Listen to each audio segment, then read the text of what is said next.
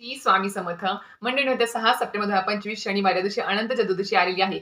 10 दिवसांच्या गणपती बाप्पांचं विधिवत या दिवशी विसर्जन होत असतं. आता काही-काही गणपती बाप्पांचं म्हणजेच काय तर 1.5 दिवसाच्या, 2.5 दिवसांच्या, 5 दिवसांच्या, 7 दिवसांच्या गणपती बाप्पांचं विसर्जन तर झालेलं आहेतच. पण ज्यांच्या गणपती बाप्पांचं विसर्जन अनंत चतुर्दशीला होणार आहे, त्यांच्यासाठी आजची रील माहिती खूप महत्त्वाची ठरणार आहे. कारण की आपण गणपती बाप्पांचं विसर्जन तर करतोच, पण विसर्जन करण्याअगोदर आपल्याला गणपती बाप्पांची आपण जी काही प्राण प्रतिष्ठापना केली होती गणेश चतुर्थीला, त्यांच्यामध्ये प्राण उतरवले होते मूर्तीमध्ये, ते प्राण आपल्याला विसर्जनाच्या अगोदर काढून घ्यायचे असतात मूर्तीमधून.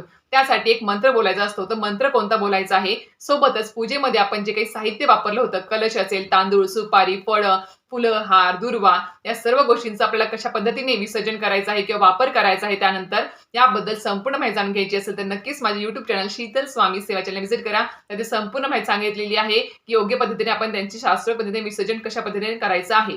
नक्कीच व्हिजिट करा. लिंक तुम्हाला खाली दिलेली आहे. धन्यवाद. श्री स्वामी समर्थ.